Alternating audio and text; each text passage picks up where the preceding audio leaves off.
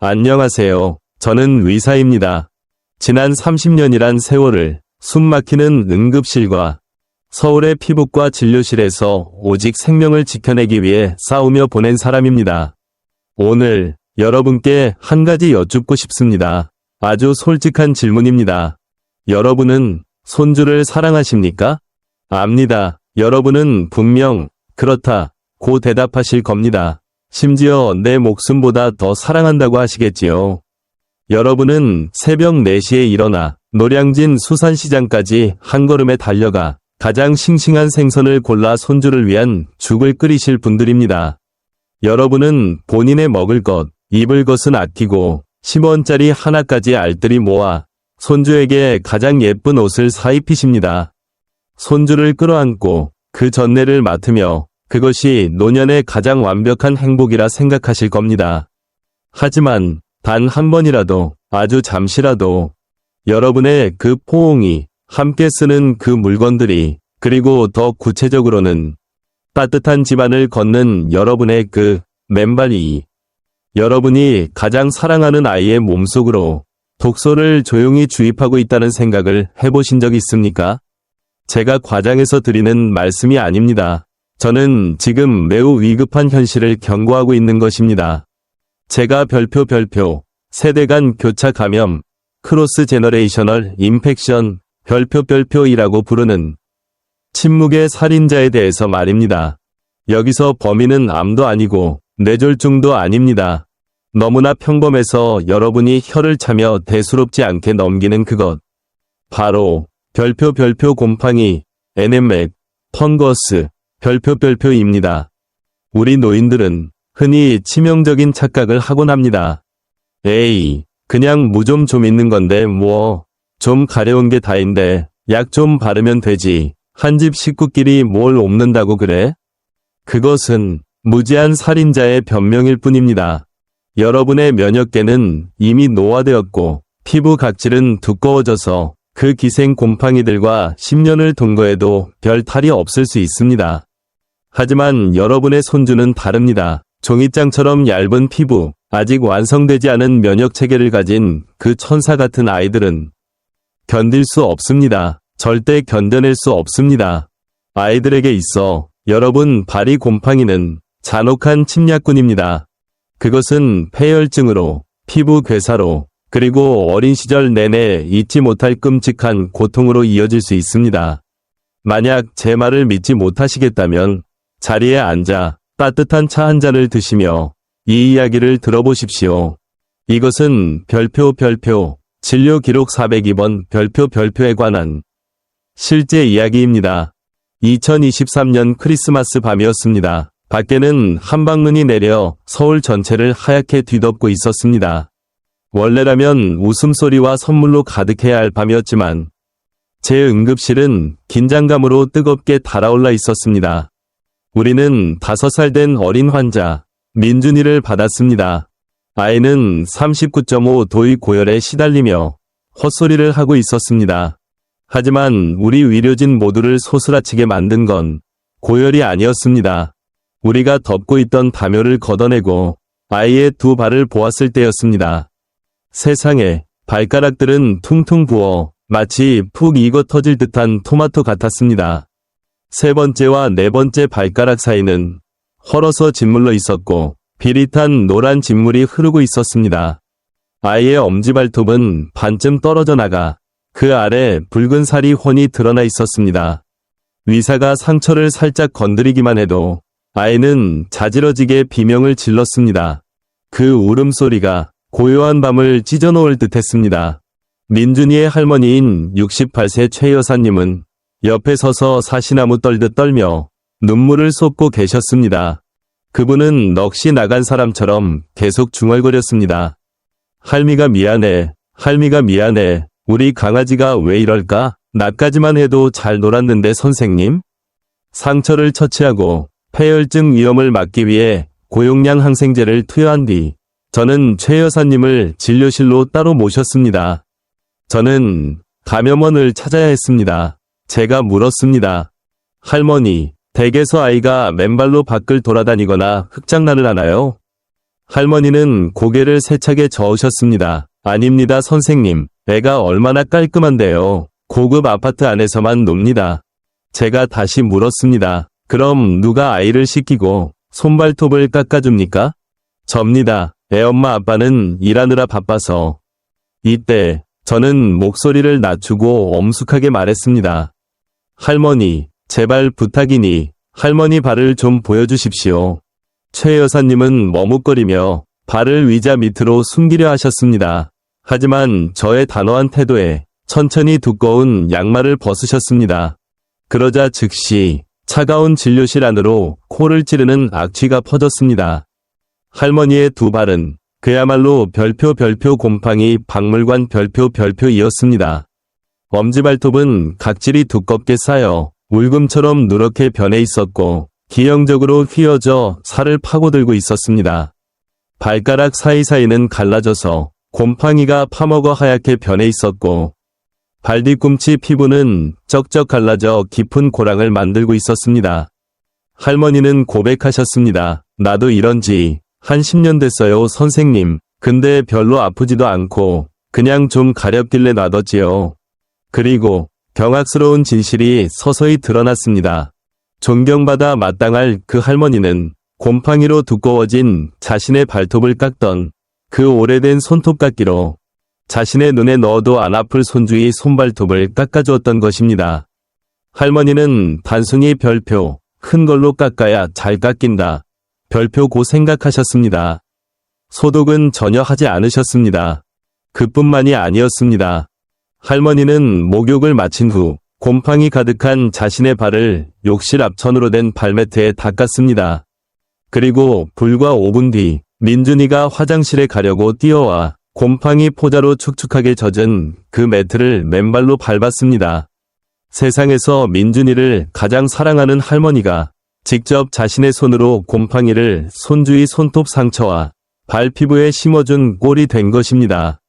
5살 아이의 연약한 면역력이 68세 할머니의 발에서 단련된 그 지독한 곰팡이 군대를 어떻게 막아낼 수 있겠습니까? 그날 밤 최 여사님은 병실 문 앞에 무릎을 꿇으셨습니다. 하지만 뒤늦은 후에는 손주 발이 궤양을 즉시 치료해 줄 수 없었습니다. 여러분, 제발 발 무좀이나 발톱 무좀을 단순한 피부병으로 생각하지 마십시오. 여러분의 몸을 집이라고 상상해 보십시오. 곰팡이는 그 집을 갉아먹는 흰개미와 같습니다. 곰팡이는 끈질기고 교활한 생명체입니다. 곰팡이 포자는 아주 작은 씨앗과 같아서 매우 두꺼운 껍질을 가지고 있어 건조한 환경에서도 몇 달씩 살아남아 기회를 엿봅니다. 여러분이 무좀에 걸린 채 집안을 걸을 때마다 곰팡이 포자가 든 각질 수천 개가 바닥으로 떨어집니다. 양말을 신으면 섬유 조직에 곰팡이가 달라붙습니다.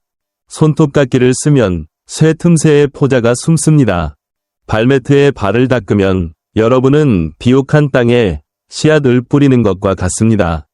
저는 이것을 별표 마의 삼각지대 트라이앵글 오브 데스 별표라고 부릅니다. 여러분의 집안에 존재하는 가장 위험한 감염원 3가지입니다.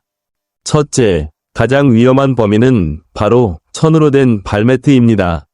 왜냐고요? 목욕 후 매트는 항상 젖어 있습니다. 거기에 우리 한국의 특징인 온돌, 난방이 더해져 매트 온도는 항상 25도에서 30도로 유지됩니다. 이곳은 곰팡이가 번식하기에 가장 완벽한 천국입니다. 여러분의 발에서 떨어진 죽은 각질은 그들의 먹이가 됩니다. 그 천 매트는 사실상 거대한 세균 배양 접시입니다. 손주가 그 위를 밟으면 습기가 아이의 발 피부를 부드럽게 만들고 곰팡이 포자가 침투할 문을 활짝 열어주는 것입니다. 둘째, 함께 쓰는 손톱깎이입니다. 노인들은 눈이 침침해 살을 파고들며 깎기 쉽습니다. 여러분이 무좀 걸린 발톱을 깎을 때 곰팡이 포자는 날에 단단히 달라붙습니다. 물로 씻는다고요? 곰팡이는 죽지 않습니다. 그걸로 손주의 발톱을 깎는 순간 여러분은 신경이 가장 많이 모인 아이의 손끝, 발끝에 직접적으로 별표 곰팡이 이식 수술 별표를 집도하는 것입니다. 셋째, 실내화입니다. 우리는 실내화를 신는 습관이 있습니다. 그 실내화, 1년 내내 빨지 않고 신으시죠. 발땀, 각질이 바닥에 쌓여 시커멓게 변해 있습니다. 아이가 할아버지 신발이라며 발을 집어넣는 순간 아이는 세균이 우글거리는 감옥에 발을 넣는 것입니다. 아마 여러분은 묻고 싶으실 겁니다. 왜 하필 노인이 주 감염원이냐고. 저는 노화 탓을 하려는 게 아닙니다. 하지만 과학적인 현실을 직시해야 합니다. 첫째, 여러분의 면역계는 약해졌습니다. 마치 세월에 깎여나간 성벽처럼 곰팡이가 침투해도 즉시 발견하고 죽일 힘이 부족합니다. 둘째, 혈액순환이 안 됩니다. 노인은 발이 차고 저립니다. 균을 죽이는 백혈구는 피를 타고 가는데 피가 덜 가니 경비병이 적어 적군이 활개치는 것입니다. 셋째, 특히 당뇨병, 혈당이 높으면 그것은 곰팡이가 가장 좋아하는 뷔페 음식이 됩니다. 당뇨 환자의 곰팡이는 무서운 속도로 자라며 치료하기도 정말 어렵습니다. 그러니 이제 눈물을 거두십시오. 운다고 해결될 문제가 아닙니다. 진정으로 손주를 지키고 싶다면 지금부터 군인처럼 행동하셔야 합니다. 여기 여러분을 위한 특별한 별표, 행동수칙 별표를 드립니다. 잘 들으시고 당장 실천하십시오. 첫 번째, 오염원을 숙청하십시오. 지금 당장 욕실 앞을 보십시오. 낡은 천매트가 보이십니까? 아까워하지 마십시오. 그 매트에는 수십억 개의 곰팡이 포자가 도사리고 있습니다. 쓰레기 봉투에 넣어 꽉 묶어서 지금 당장 내다 버리십시오. 망설이지 마세요. 그 대신 규조토, 다이어트 및 매트를 하나 장만하십시오. 이 퇴저감으로 만든 매트는 노인들에게 구세주와 같습니다. 딱딱하고 물기를 순식간에 흡수하며 1분 안에 스스로 건조됩니다. 사막처럼 바짝 마른 표면에서 곰팡이는 절대 살아남을 수 없습니다. 다음으로 낡아 빠진 실내화들을 전부 압수하십시오. 완전히 새 것으로 교체하세요. 그리고 제발 매직펜으로 각각 이름을 쓰십시오. 할아버지 것, 손주 것. 절대 섞어 신지 마십시오. 여러분의 편리함이 아이에게는 재앙이 됩니다. 그리고 가장 중요한 것, 약국에 가서 자신만을 위한 좋은 손톱깎이 세트를 사십시오. 할머니 것이라고 써붙이고 서랍 깊숙이 보관하십시오. 아무에게도 빌려주지 말고 절대 남의 것을 빌려 쓰지도 마십시오. 이것은 생존 원칙입니다. 두 번째, 수술실 수준으로 위생 습관을 바꾸십시오. 그저 물만 뿌리는 건 그만두십시오. 항균 비누로 발가락 사이사이를 꼼꼼히 닦으십시오. 하지만 씻는 것만으로는 부족합니다. 비밀은 건조에 있습니다. 수건으로 닦은 후 헤어드라이어를 사용하십시오. 네, 머리 말리는 그 드라이어 맞습니다. 시원한 바람이나 약한 따뜻한 바람으로 발가락 사이를 정확히 30초간 말려주십시오. 이 주문을 기억하십시오. 건조함은 곧 곰팡이의 죽음이다. 세 번째, 여러분 자신의 발을 치유하십시오. 언제까지 그 무좀 발을 방치하실 겁니까? 그것은 단순히 보기 흉한 게 아니라 병원균 덩어리입니다. 제가 민간요법과 의학을 결합한 매우 효과적인 방법을 알려드리겠습니다. 저는 이것을 별표, 소생요법, 별표이라 부릅니다.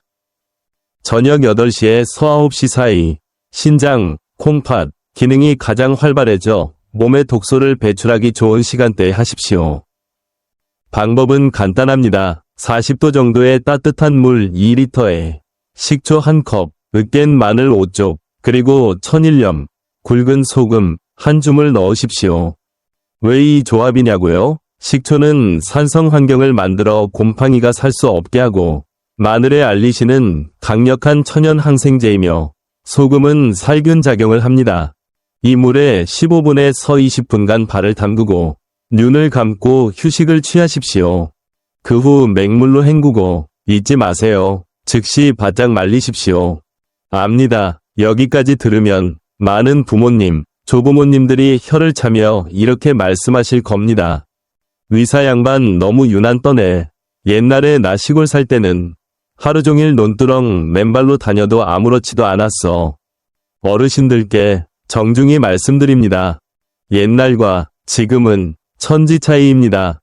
옛날에는 통풍이 잘 되었습니다. 우리는 지금처럼 1년 365일 24시간 난방이 돌아가는 밀폐된 아파트에 살지 않았습니다. 옛날에는 먹거리가 깨끗했고 인간의 면역력이 훨씬 강했습니다. 하지만 지금 아이들은 단 것, 패스트푸드를 많이 먹어 피부 저항력이 예전 세대보다 훨씬 약합니다. 그리고 더 무서운 건 옛날에는 지금처럼 약도 안 듣는 독한 내성 곰팡이가 없었습니다. 제발 20세기의 사고방식으로 21세기의 위험을 판단하지 마십시오.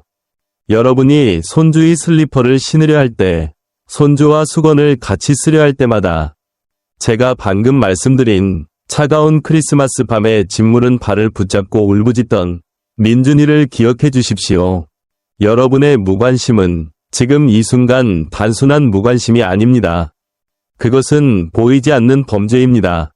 여러분, 제가 이렇게 긴 글을 이렇게 독하게 쓰는 이유는 누군가를 겁주거나 비난하려는 게 아닙니다. 저 역시 한 아이의 아버지이자 이미 할아버지이기 때문입니다.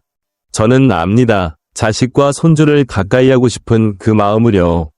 하지만 진정한 사랑은 소유나 대충 넘어가는 것이 아닙니다. 진정한 사랑은 세심함이며 보호입니다. 손주를 보호한다는 건 용돈을 주고 비싼 장난감을 사주는 것만이 아닙니다. 손주를 보호하는 건 내 발을 깨끗이 하는 것에서부터 집안의 매트를 항상 보송보송하게 유지하는 것에서부터 시작됩니다. 그것이야말로 침묵하지만 가장 위대한 사랑입니다. 지금 당장 여러분의 발을 내려다보십시오. 무좀이 있다면 일어나서 약을 사러 가십시오. 욕실 매트가 젖어 있다면 빨래를 하거나 당장 갖다 버리십시오. 오늘 당장 행동하십시오. 그래야 내일 여러분의 손주가 건강한 두 발로 펄쩍펄쩍 뛰어 그 어떤 보이지 않는 적의 위협도 없이 여러분의 품에, 여러분의 목에 와락 안길 수 있을 것입니다. 위대한 할아버지, 할머니 여러분, 부디 건강하고 현명하며 깨끗한 사랑이 넘치는 노년을 보내시길 바랍니다. 안녕히 계십시오. 다음에 또 뵙겠습니다.